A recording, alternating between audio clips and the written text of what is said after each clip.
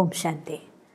പലപ്പോഴും തമാശയ്ക്ക്, സന്തോഷത്തിന് കൂട്ടം കൂടുമ്പോൾ നമ്മൾ ചെയ്യുന്ന കൊച്ചു കൊച്ചു കാര്യങ്ങൾ മറ്റുള്ളവർക്ക് വേദനിപ്പിച്ചുകൊണ്ട് തമാശ എന്ന് പറയുന്ന ഒരുപാട് സന്ദർഭങ്ങൾ ഞാൻ പലപ്പോഴും ഗ്രൂപ്പുകളിൽ കാണാറുണ്ട്. ചിലപ്പോൾ ആ ചെയ്ത ആളെല്ലാവരും കൂടി ചിരിക്കും, ആ സന്ദർഭത്തിൽ അയാളും ചിരിക്കും. പക്ഷേ പലപ്പോഴും അവരുടെ ഹൃദയത്തിൽ അത് മുറിവേൽക്കും, അല്ലെങ്കിൽ അവരുടെ മനസ്സിലത് വേദനയായിട്ട് നിൽക്കും. ചിലരുടെ മനസ്സിൽ അത് പ്രതികാരമായിട്ട് പോലും മാറുന്നതും ഞാൻ കണ്ടിട്ടുണ്ട്. അതുകൊണ്ട് ഒരു കാര്യം എനിക്ക് എല്ലാവരോടും പറയാനുള്ളത്, നിങ്ങൾ സന്തോഷിക്കാൻ വേണ്ടി സന്തോഷം കൊടുത്തുകൊണ്ട് സന്തോഷിച്ചുകൂടെ? എന്തിനാണ് നമ്മൾ മറ്റൊരാളെ വേദനിപ്പിച്ചിട്ട്, കളിയാക്കിയിട്ട്, മോശമായിട്ട് എന്തെങ്കിലും പറഞ്ഞിട്ട് ഒരാളെ മോശമാക്കിയിട്ട് സന്തോഷിക്കുമ്പോൾ ഒന്ന് ആലോചിച്ച് നോക്കിയ, വാക്ക് നെഗറ്റീവും ഉദ്ദേശം പോസിറ്റീവും. ഒരു വാക്ക് ഒരുപാട് ഊർജ്ജത്തെ പ്രൊഡ്യൂസ് ചെയ്യാൻ സാധിക്കുന്ന ഒരു സാധനമാണ്. അതുകൊണ്ടാണല്ലോ മന്ത്രങ്ങൾ ഉച്ചരിച്ചിട്ട് നമ്മൾ പല ഹോമങ്ങളാണെങ്കിലും രക്ഷയ്ക്ക് വേണ്ടിയാണെങ്കിലും ഉപയോഗിക്കുന്നത്. വാക്കിന് അതിൻ്റെതായിട്ടുള്ള ശക്തിയുണ്ട്. അപ്പം മറ്റുള്ളവരെ തമാശയാക്കാൻ വേണ്ടിക്കൊണ്ട് അവരെ എന്തെങ്കിലും കളിയാക്കി പറഞ്ഞിട്ടോ അല്ലെങ്കിൽ മോശമാക്കി പറഞ്ഞിട്ടോ, പലപ്പോഴും ഈ കലിയുഗത്തിൻ്റെ ഉള്ളിൽ എനിക്ക് തോന്നുന്നു യുഗപ്രഭാവമായിരിക്കാം, ഈ കലിയുഗത്തിൻ്റെ ഉള്ളിൽ സന്തോഷിക്കാൻ വേണ്ടി നെഗറ്റീവ് പറയുക എന്നതൊരു സ്വഭാവമായി. പലരും നെഗറ്റീവ് ചെയ്യുക എന്നതുകൂടി ഞാൻ കാണാറുണ്ട്. എനിക്ക് അത്ഭുതം തോന്നാറുണ്ട്. ഒരു കൊച്ചു ഉദാഹരണം ഞാൻ നിങ്ങൾക്ക് പറഞ്ഞുതരാണ്.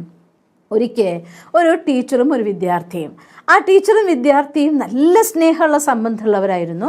അവരുടെ സ്കൂളിൽ നിന്ന് ടീച്ചറുടെ വീട്ടിലേക്ക് ഒരു ദിവസം ഈ വിദ്യാർത്ഥിനെ ടീച്ചറെ ക്ഷണിച്ചു.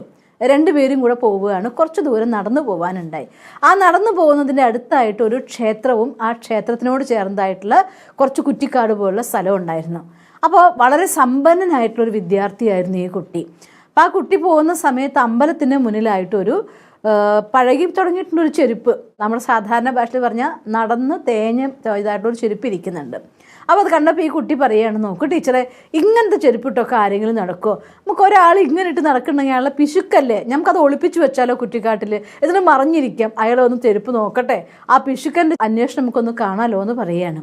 അപ്പോൾ ടീച്ചർ പറയും, മോനെ തിരിച്ചൊന്ന് ചിന്തിച്ച് നോക്കിയേ, തേഞ്ഞ ചെരുപ്പിട്ട് നടന്ന് അമ്പലത്തിൽ തൊഴാൻ വരണമെങ്കിൽ അയാളുടെ കയ്യിൽ ഇല്ലാത്തതുകൊണ്ടും ആവില്ലേ? നീ ഒരു കാര്യം ചെയ്യ്, നീ ശരിക്കും അത് ഒളിപ്പിച്ച് വരുന്ന അയാളുടെ ഭാവം കാണാൻ ആഗ്രഹിക്കുന്നുണ്ടെങ്കിൽ ആ രണ്ട് ചെരുപ്പിൻ്റെ ഉള്ളിലും കുറച്ച് പൈസ വെക്ക്, നാണയങ്ങൾ വെക്ക്, എന്നിട്ട് നീ ഒളിച്ചിരിക്കുക, നമുക്ക് ഒളിച്ചിരിക്കാം. ആ നാണയം കിട്ടുമ്പോൾ അയാളുടെ മുഖഭാവം എങ്ങനെയുണ്ടാവും, അയാളുടെ ഭാവം എങ്ങനെയുണ്ടാവും, ഭാവന എങ്ങനെയുണ്ടാവും നമുക്ക് കാണാമെന്ന് പറയുകയാണ്. അങ്ങനെ ടീച്ചറുടെ ഗൈഡൻസ് അനുസരിച്ച് അയാളുടെ ചെരുപ്പിൻ്റെ ഉള്ളിലും കുറച്ച് പൈസ വെച്ചിട്ട് കാണാത്ത രീതിയിൽ മേലേക്ക് ഒളിപ്പിച്ച് വെച്ചിട്ട് ടീച്ചറും ഈ വിദ്യാർത്ഥിയും കയറി കുറ്റിക്കാട്ടിൽ ഒളിച്ചിരുന്നു. കുറച്ച് നേരം കഴിഞ്ഞു, 2 മിനിറ്റ് കഴിഞ്ഞിട്ടുണ്ടാവും. അമ്പലത്തിൽ പോയ ആൾ തിരിച്ചു വന്നു അയാൾ ഒന്നും നോക്കാതെ ചെരുപ്പിടാൻ നോക്കിയപ്പോൾ കാലിലെന്തോ തട്ടുന്ന പോലെ. അയാൾ നോക്കുമ്പോൾ നാണയം. അയാൾ സന്തോഷം കൊണ്ട് അയാളെ കണ്ണൊക്കെ നിറഞ്ഞുപോയി. അയാൾ പറയും, ഭഗവാനെ, പ്രാർത്ഥിച്ച് ഞാൻ ഇങ്ങോട്ടേക്ക് വരുമ്പോഴത്തേക്കും നീ ഇങ്ങനെ നാണയം നീ കൊണ്ടിടുന്നു ഞാൻ ഒട്ടും പ്രതീക്ഷിച്ചില്ല കേട്ടോ എന്ന് പറഞ്ഞിട്ട് അയാൾ ആ പൈസ എടുത്ത് തൻ്റെ കീശയിൽ വെക്കും. കണ്ണിലൊക്കെ ഇങ്ങനെ വെച്ച്, കണ്ണിൽ വെള്ളമൊക്കെ നിറച്ച അയാൾ തൻ്റെ കീശയിൽ ആ പൈസ വെച്ചിട്ട് അടുത്ത് ചെരുപ്പിടാൻ നോക്കുമ്പോൾ അവിടെയും അയാളെ കാലിലെന്തോ തട്ടി. നോക്കുമ്പോൾ 2 ചെരുപ്പിലും, എൻ്റെ ചെരുപ്പുകളിൽ എൻ്റെ പാദത്തിൽ പൈസ കൊണ്ടിട്ടിട്ട് നീ എന്നെ അനുഗ്രഹിച്ചല്ലോ ഭഗവാൻ, നിനക്ക് എൻ്റെ ശിരസിലിടായിരുന്നില്ലേ, എന്തിനാ ഈ പാദത്തിലിട്ടത് എന്ന് പറഞ്ഞുകൊണ്ട് വീണ്ടും ഒരിക്കൽ കൂടി അമ്പലത്തിന് മുന്നിൽ നമസ്കാരം നടത്തി കരഞ്ഞ്, ഇന്ന് എൻ്റെ ഭാര്യയ്ക്ക് മരുന്ന് വാങ്ങാനുള്ള പൈസ എനിക്ക് കിട്ടിയല്ലോ, നീ ഇത്ര കൃപാലു എന്ന് ഞാൻ ഒരിക്കലും കണ്ടില്ലല്ലോ എന്നൊക്കെ പറഞ്ഞ് തൻ്റെ കണ്ണുനീര് തുടച്ചിട്ട് ആ ഭക്തൻ അവിടെ നിന്ന് ആ ചെരുപ്പ് വിട്ട് പൈസ എടുത്ത് പോവുകയാണ്. അത് കണ്ടപ്പോൾ ആ കുട്ടിയുടെ കണ്ണ് നിറഞ്ഞൊഴുകിപ്പോയി. ആ കുട്ടി പറഞ്ഞു, ടീച്ചർ നീ തന്ന പാഠം ഞാൻ ഒരിക്കലും മറക്കില്ല. കാരണം എനിക്ക് വേണമെങ്കിൽ അയാളെ കളിയാക്കിയിട്ടും എനിക്ക് സന്തോഷിക്കാൻ വേണ്ടിയാണ് ഞാൻ ചെയ്തത്. പക്ഷേ ഈ രീതിയിൽ ഞാൻ ചെയ്തപ്പോൾ എനിക്ക് അയാളുടെ സന്തോഷം കൊണ്ട് സന്തോഷിക്കാൻ കഴിഞ്ഞു. മാത്രമല്ല എനിക്ക് എന്ത് അനുഗ്രഹം കിട്ടിയേ, ഞാൻ ഈശ്വരൻ്റെ പ്രതിരൂപമായ പോലെ എനിക്ക് തോന്നിപ്പോയി ആ നിമിഷം.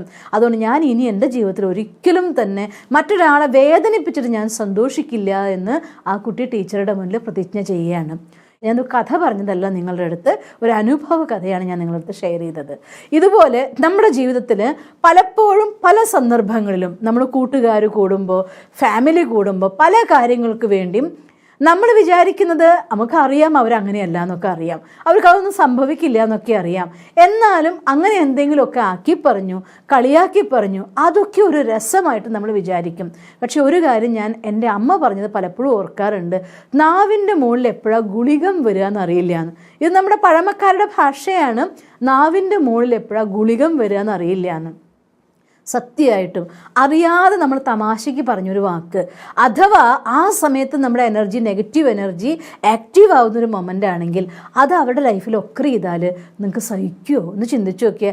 അത് വേണ്ട, അവൻ വടിയാവും എന്നൊക്കെ തമാശയ്ക്ക് പറഞ്ഞ് ഞാൻ കേട്ടിട്ടുണ്ട്. അങ്ങനെ എന്തെങ്കിലും ഒരാൾക്ക് സംഭവിച്ചു പോയാൽ എൻ്റെ ഭഗവാൻ, ഏത് ശപിക്കപ്പെട്ട നിമിഷത്തിലാണ് എൻ്റെ നാവുമ്പോൾ ആ വാക്ക് വന്നത് എന്ന് നമുക്ക് പശ്ചാത്താപം ഉണ്ടാക്കാൻ പറ്റുമോ?